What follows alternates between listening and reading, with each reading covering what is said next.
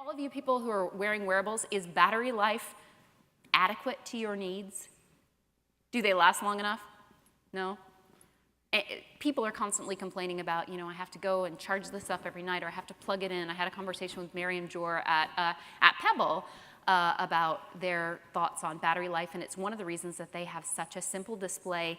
And she told me sort of future models of the Pebble don't plan to go into a color display because it kills the battery life, which is already incredibly short and too short, right? So battery life is a problem, but it's not just battery life, it's a problem of power source. Kinetic energy is one of the possible solutions. A guy, if you're just looking for resources and names to look up, Sonny Vu at Misfit Wearables, he's a really well-known and well-respected name, S-O-N-N-Y and then V-U. He also has some really smart thinking around what the future of this space is, and one of the things he was talking about is kinetic energy. So imagine that floor again with sensors in it. As you're walking through a building, a house, a space, it's harnessing the energy of your movement, as well as collecting information about you, as well as, and that's the nature, like you can fit, I was at a place called Planet Labs the other day, and they make satellites that they're sending into space to collect, it's kind of like Google Earth, like daily imaging of what's going on all across the Earth, and particularly in the environment.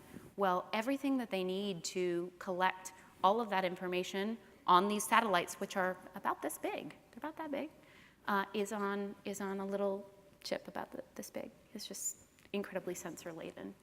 So, yeah, that is the Moore's law. Everything is getting smaller and faster, and that's where things are going. There's another barrier to making the Internet of Things real, and that's interoperability. This is an article that I wrote a couple of months ago about the All-Seen Alliance. The Linux Foundation is helping to support this group of 25 different companies who have all said, look, we know that the biggest problem here is getting all of our devices to talk to each other, getting your television to talk to your washing machine, to talk to your watch, to talk to your car. And we're going to come up with a solution for that. At least among this group of companies, we're going to agree that we'll embed a very small line of code that was created by Qualcomm into each of our devices, in some cases actually retrofitting it into devices. LG went back into their 2013 TVs and went and put this all in so that they can communicate. And they've tested it out in a few different experiments. The Toke watch is actually able to talk to a higher television machine and is able to talk to washing machines, sorry, not washing machines, an air conditioning unit to turn it on, turn it off, tell it what to do.